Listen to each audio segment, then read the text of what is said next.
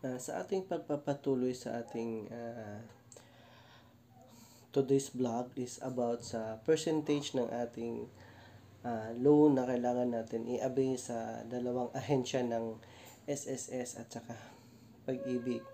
So, uunahin natin ang pagtatalakay ng ating SSS contribution. So, base sa ating paghuhulog ng SSS contribution, ang allowed lang po na amount na pwede natin ma-loan is yung equivalent to 1 month salary or 25% base sa ating contribution. Base lang din po to sa aking karanasan kasi nga pagkakaalam ko nung tayo po ay nagsisimula, so parang 4,000 or kasi 4,000 ata yung sahod ko eh. So, yun po yung 1 month salary nung nagsimula pa po tayo sa contribution. That was 2005 or yeah. So, yun po ang yun po yung bali 1530. So, ang sahod natin is 2,000 plus ang every 15 days. So, ngayon, kung babalikan natin, dahil yun po ang ating first loan, hindi na po ako nakapag second loan. Then,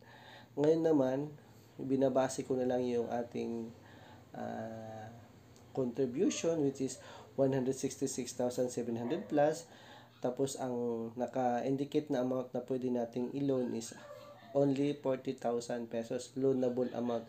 I'm not sure if this one will be adjusted. So, since we have 166,700 na contribution, which is 175 months. So, kapag dadagdagan natin siya ng 5 buwan, magiging 180 months. So, it means 15 years or 16 years. So, 16 years. So, 80 plus 40. So, tama nga. So, 16 years ba? So, 120 plus 60, 5 years. So, ano siya? 17 years na. Tama ba? 17 years. 120 plus. So, 17 years na pala. So, ayun. Kung pag-uusapan natin ang percentage, so, kung i-base natin sa 166,700 plus, so, ang naka-indicate na amount dyan ng SSS loanable amount is 40K, 40,000 pesos. So, which is 25%. Kasi kung sabihin natin na sa 100% is 166.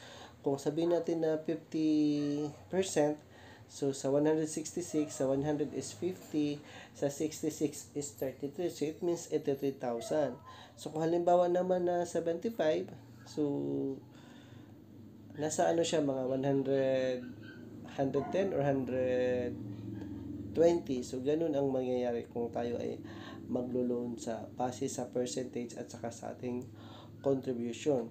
Kung ikukumpara naman natin sa contribution sa Pag-ibig, kung titingnan mo naman, nasa 87,000 yung aking total na kasama ang dividend rate, 87,993.75. Tapos, ang na-grant po nila na loan is about 69,595. So, parang 4, 595, 600. So, 305 na lang, di ba? Or 405. So, 405 na lang ang kulang para magiging 70,000. So, talagang malaki ang percentage. So, kung ating imano-mano na calculation, dahil nga sa naririnig natin na 80% sa ating contribution sa Pag-ibig is ang pwede nating ma-avail sa ating paglo-loan. So, ibig sabihin, kung 80%, so yun po ang sinasabing 70,000. So, kung ikukumpara mo, 87,000 yung ating accumulated contribution, including with the dividend income or dividend yield. Kung makapag-loan po, na-grant ang loan natin is 69,595. So, ibig sabihin, tama po na 80%. Kung ikukumpara naman natin 80% sa 25%, kasi kung 50% sa 87, nasa 43,500. So, hinati. So, mayroon pa tayong something like another 20. So, 60. So, eksaktong 80% talaga pala siya. So, ngayon, kung i-base natin doon sa sa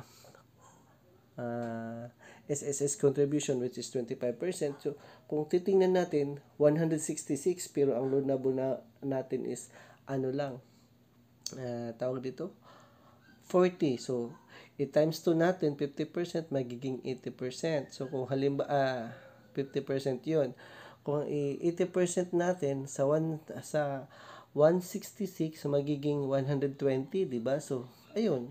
So, 25% ang natitira. So, 75% pa rin. So, kung additional na, let's say 5% kasi nga 80% ang sa pag-ibig. So, ang layo. So, magkano lang? 25. So, ibig sabihin, meron siyang 55% na mataas or mababa. So, kung nagustuhan ninyo ang ating pag-share, thank you for watching. Stay safe, God bless, and bye-bye. Stay safe, God bless, and see you next vlog.